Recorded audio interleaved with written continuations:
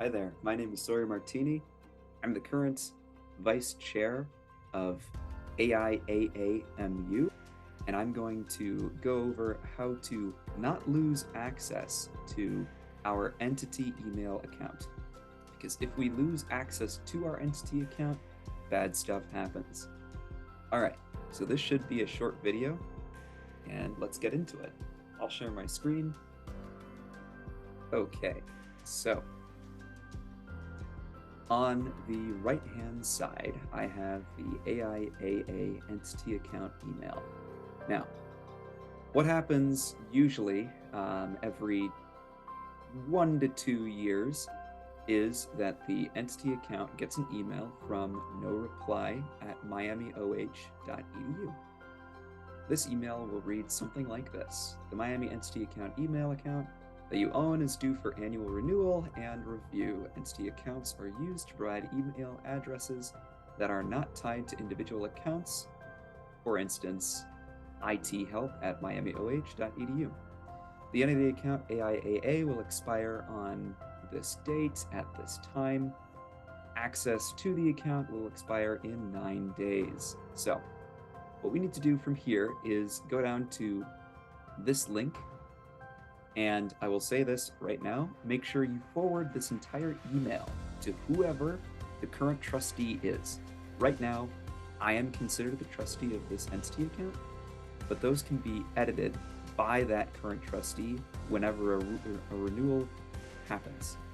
So I forward this email with this link to my personal Miami ID, and I can see that Yee's8, which is Dr. Yee, and Marty736, which is are the current trustees. So there's always going to be one faculty advisor trustee and one student trustee. And those two people can change who those trustees are, and they can also regain access to the entity account. But it's important that we always renew the entity account because it's a multiple week process if we lose access to that. So on my personal email, I'm going to click on this link. We should be seeing a screen that says IAM portal. And it says details for entity account, American Institute of Aeronautics and Astronautics. It lists some basic information such as the ID, long name, department, ticket number, status, routing, directory listing, and then it lists the current trustees. Now, I have updated one of those trustees to be Dr. Butkus. It's still myself, but eventually that will be updated to whoever the next vice chair is. Whoever the vice chair is should also be the trustee of the entity account. We should always have it associated with somebody's name on the hub. So we don't have to like publicly show it, but we always have to have it tied to a certain name. So if we want to edit a trustee, we're going to click on Edit Trustees, and then we're going to change the unique ID of either the primary or the secondary trustee. Now, always remember, the primary has to be the advisor of the club. It always has to be a faculty member. So it can't be a mentor who isn't employed by the university. The secondary always needs to be a Miami student.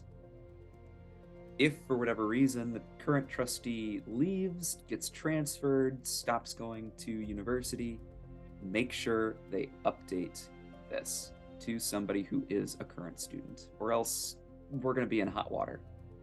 We're going to click save on that, and it's going to show a little warning that says no edits have been made.